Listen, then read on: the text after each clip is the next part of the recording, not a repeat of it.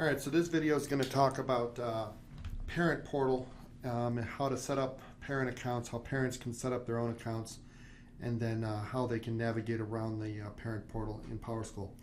The first thing you have to have if you're a parent is you have to have your student or students, because you can have multiple students linked to your account, have your students access code and PIN. And you can either get that, they hand them out, you can get it at open house, parent-teacher conferences. You can stop in the school office and ask the secretary to give it to you. That's it right there. There's a letter that goes out, parent-teacher conferences, they'll have you sometimes set up your appointments through this. The thing you need to look at for this is this right here, and I actually have two students we're going to look at here. I have a second grader and a sixth grader. This is your access key and this is your passcode. And the important thing to remember about this is, and it says it right here, is that this is not your username. The number one problem we have from parents, calls from parents, is my username and password isn't working. Well, that's because they're using this. This is not your username and password. You're going to use this in a minute once you set up your own username and password. So to set up your own username and password, we're going to come back over here, and this is the parent portal. It's linked off of the district website. One of your options here is to create, you have a sign in and create account. So we're going to click create an account. It's going to come over here and it's going to say, what's your name? I'll put in my name.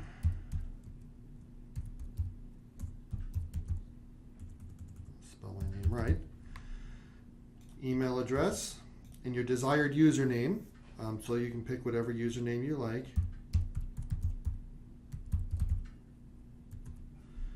And then your password. I'm going to put in a password.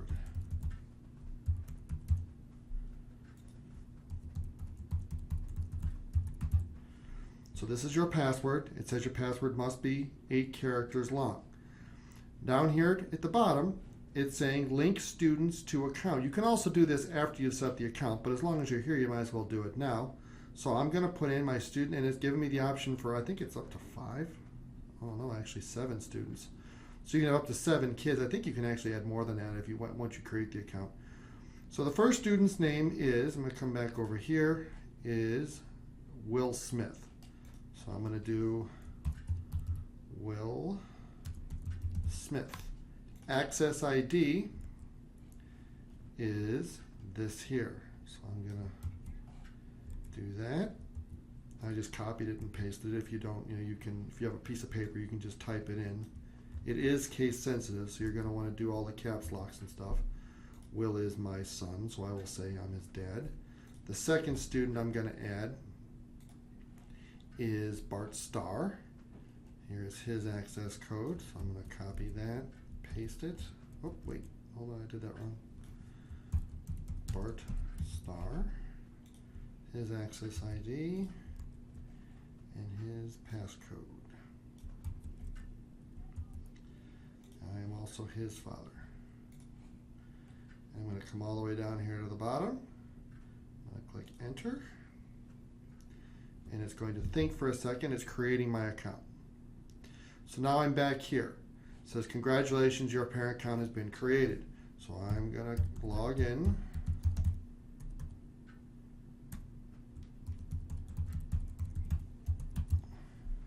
Also on this screen is a forgot username and password. So if you forget your username and password, you can click there, put in your email address, and it'll tell you what your username and it'll email you a link to your username and password. I don't need that because I remember my username and password. Okay, so I stopped the recording for a second because I couldn't figure out why my username and password wasn't working. And I meant to, here's what happened. I meant to type in Joseph Smith 12 when I set up the account. I spelled Joseph wrong. So that's why it didn't work. So I'm going to go ahead and spell Joseph wrong again. But that's something you want to be careful of. Don't make the mistake I made, that you spell your name wrong. So I'm going to log in as a parent. And it comes up here. So here I have the parent screen.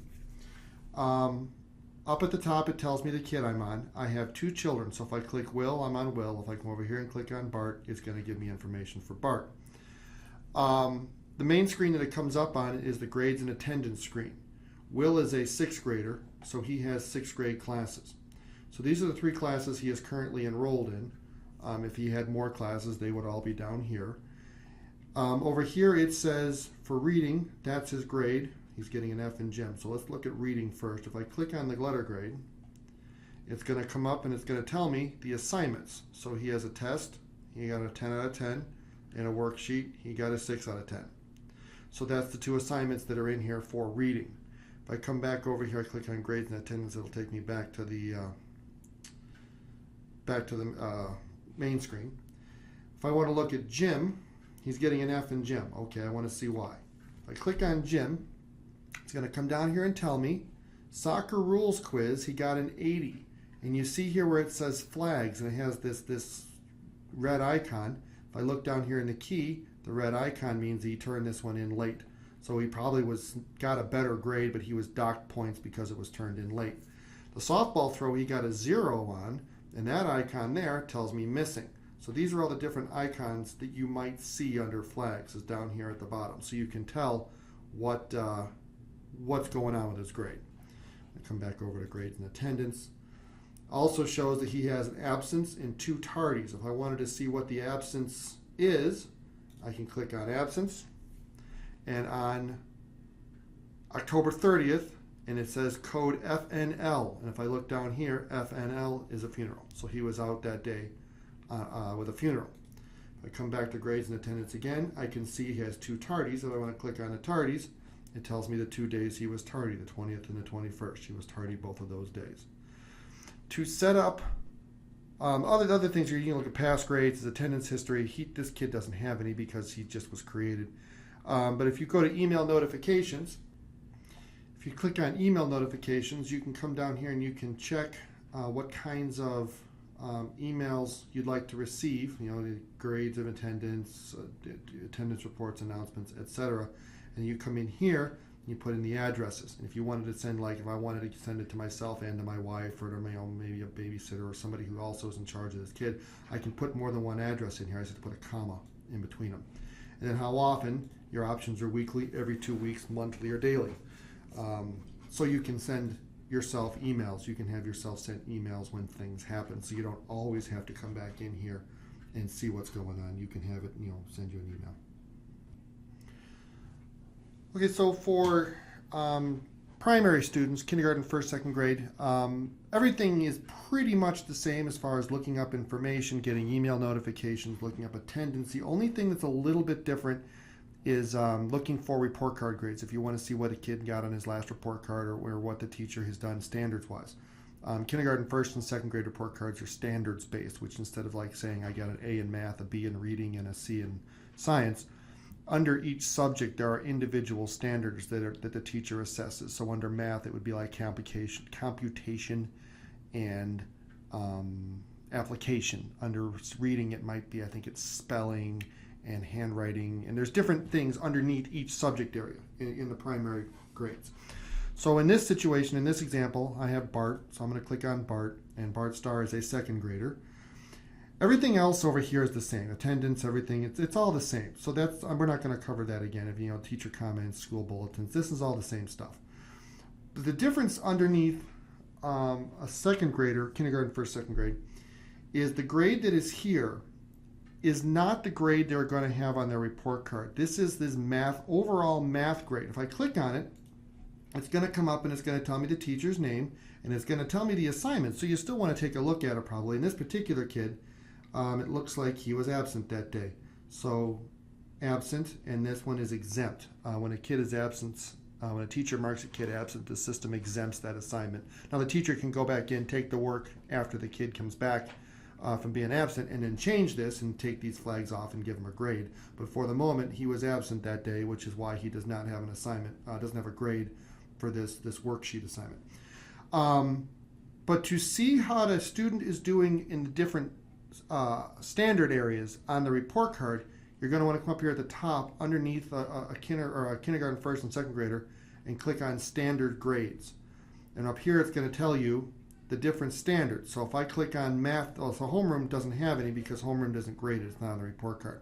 But if I come here under math and I click this little arrow right here, it's going to come up and it's going to tell me under math grade, second grade mathematics, it says not directly graded. What that means is that the overall math grade is not on the report card, which is why it says not directly graded and there's no grades here. Underneath math, computes accurately is one of the standards. And this student, in the first quarter, he got a 2. Second quarter, he still has a 2. It's a 1 through 4, 1 being the best, 4 being needs improvement. And then the second standard under math is understands and applies math concepts. He got a 2 and then a 3. So what that tells me is that he has a little work still to do in these areas. Different subjects will have different standards. Reading will have different standards than math, which will have different standards than English, which will have different standards than PE. So under each of these subjects, this kid only is registered in 2 classes, but if he had all the math or science and social studies, they would all be listed here, and you could click on each one and it would come up with what the different standards are for each one. That's the main difference between a 6th grader and a 2nd grader, is the fact that they have the different grades. Everything else is the same. The attendance is the same.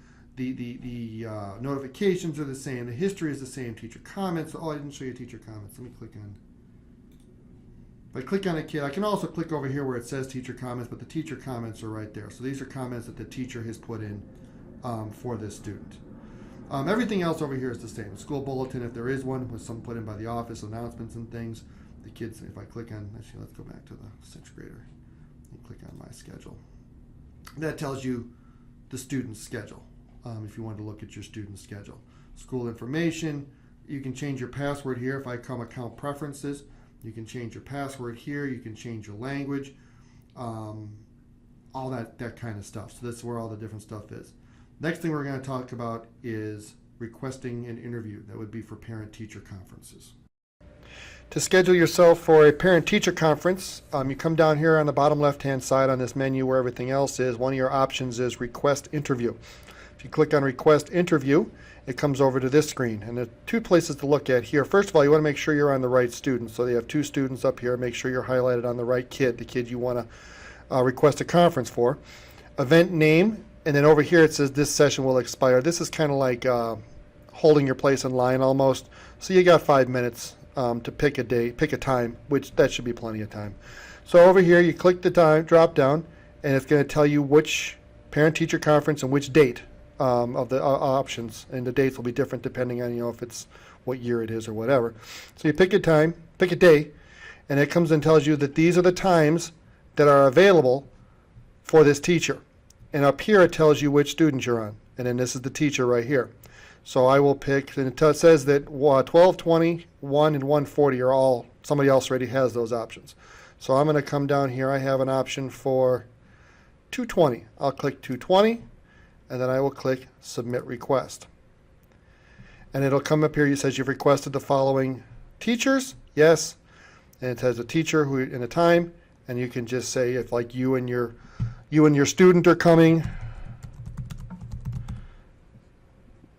both parents and a student, if you bring a grandma, whoever's coming, and you have 20 characters.